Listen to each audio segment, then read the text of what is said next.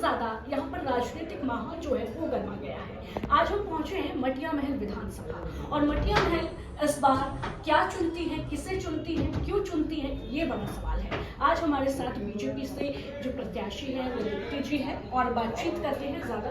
Ma'am बहुत बहुत स्वागत है आपका स्वदेश। मैम, जिस तरीके से आप लगातार लोगों के बीच में जा रही हैं, घर घर जा रही हैं, किस तरीके का रिस्पॉन्स मिल रहा है? रिस्पॉन्स बहुत पॉजिटिव है और जनता इस बार आक्रामक रूप से लड़ने को तैयार है।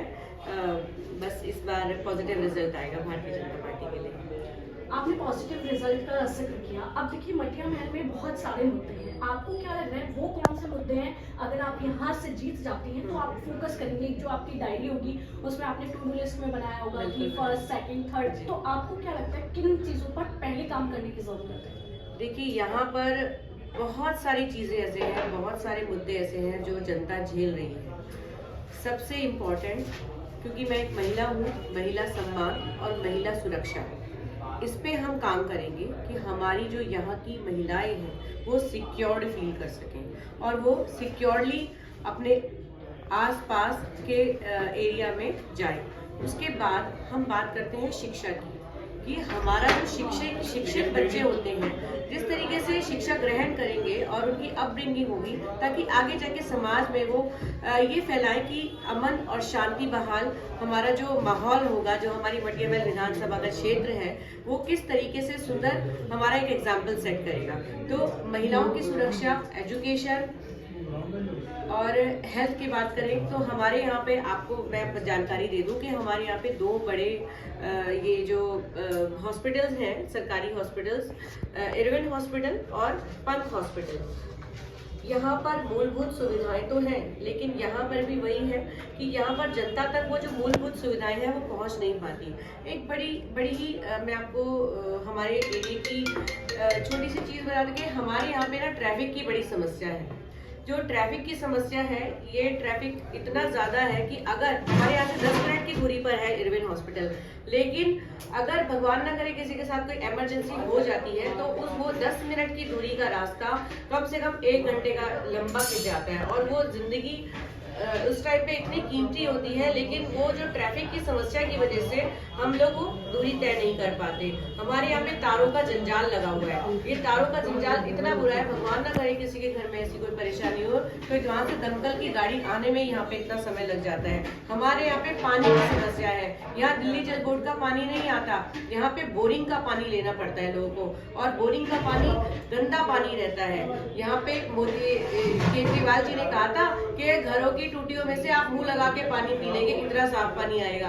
10 साल पहले तक तो लोगों के घरों में आरओ नहीं थे, अब 10 साल के अंदर लोगों के घरों में आरओ होने के बावजूद इतना गंदा और बदबूदार पानी आ रहा है। तो हम स्वच्छ पानी की व्यवस्था करेंगे अपने क्षेत्र में, जो भी पाइपलाइंस है उनको नियमित साफ करने के तरीके नए लाएंगे। और इसके अलावा हमारे यहाँ सीवरेज की बहुत समस्या है, जल भराव की बहुत समस्या है। अगर जरा सी भी बारिश होती है तो जल भराव इतना बुरे स्तर पे होता है कि घरों के आगे जरा सी गलियां हैं, उन घरों के आगे इतना कीचड़ भर जाता है। हमारे छोटे छोटे बच्चे हैं, स्कूल जाने में परेशानी, ट्यूशन जाने में परेशानी, हर छोटी से छोटी मूलभूत सुविधा यहाँ पर 30 साल से एक ही विधायक आ रहे हैं। मुझे तो ये समझ में नहीं आता वो किन नए मुद्दों के साथ जनता के बीच में आएंगे, क्योंकि जनता इस टाइम त्रस्त है। हम हर तरह के परिवारों में जा रहे हैं, हम हर गली में जा रहे हैं। जनता यहाँ पर बदलाव चाहती है, जनता इस बार विधायक बदलना चाहती है।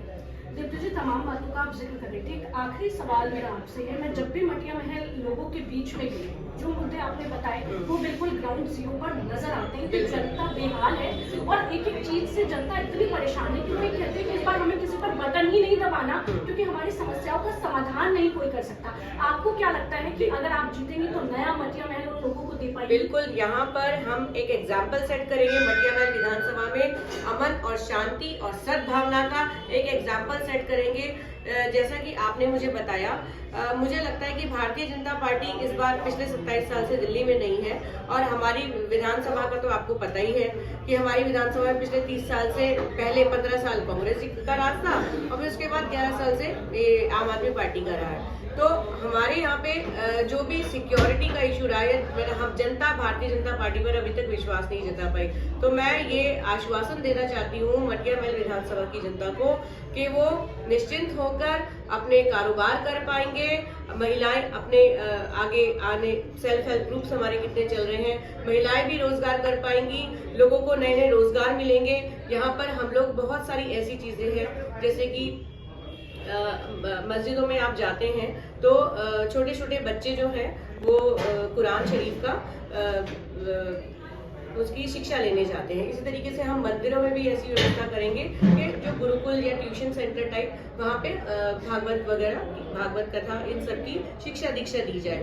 तो ये जो जब हमारी अपब्रिंगिंग इन चीजों के साथ होगी, जब हम बचपन से ही अपने बच्चों को ये ग्राउंड्स पे ये चीजें सिखाएंगे तो उनकी जो माइंडसेट इस तरीके से तैयार होंगे कि हमें शांति बहाल, शांति और अमन के साथ अपने क्षेत्र में रहना है। हमारी मटिया महल विधानसभा, आप याद रखिएगा, आज की तारीख एक एग्जाम्पल सेट करने वाली है पूरी दिल्ली में, पूरे देश में और दुनिया में। तो हमारे साथ दीप्ति जी थी जिन्होंने तमाम बातों का जिक्र किया और उन्होंने ये कहा कि एक एग्जाम्पल सेट होने जा रहा है मटिया महल में। अब ये तो आने वाली 5 तारीख और उसके बाद 8 तारीख को ही तय होगा कि आखिर इस बार मटिया महल की जनता के दिल में क्या है। वीडियो जर्नलिस्ट राजेश के साथ तनु बालियान, स्वदेश न्यूज दिल्ली।